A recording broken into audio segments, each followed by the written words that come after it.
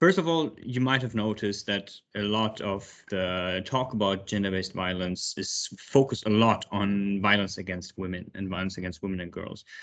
And given the numbers that we've seen earlier on the prevalence, this is actually something that is quite reflected in the numbers and the statistics, that women and girls are the primary victims of gender-based violence.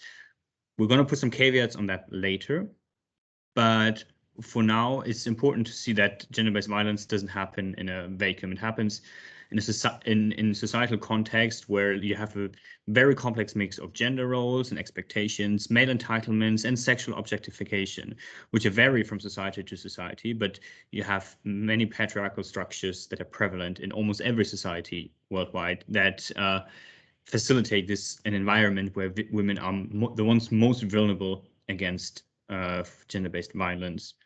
You see that social indicators in different societies, they reflect how much access they have to various resources, for example, education, health, labor, or employment.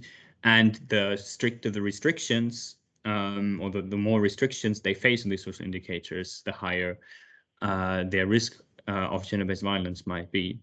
And it's something that happens throughout the lifetime of women and girls. It's something that is really all-encompassing in all generations. In most cases, you see that the perpetrators of the violence are men from within family.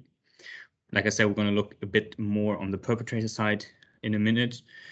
But you might find that in very patriarchal structures that you have an immense pressure on women to not speak out and to keep their silence, which makes it even harder to detect these sort of crimes.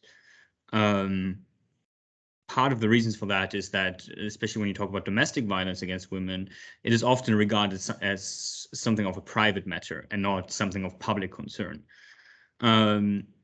But as we have seen and we continue to see, that cannot be the case, because it's a crime and it's a violation of human rights and an impairment of fundamental freedoms of women and girls that should never be regarded as something private. So as much as we talk about gender-based violence against women and girls, and as much as it really constitutes the core group of victims, they are not the only ones. And it's important to make this distinction and to not just equate gender-based violence and violence against women and girls, because, like I said, while there's a huge overlap, they're not identical, because also other groups, also other people can become victims of gender-based violence.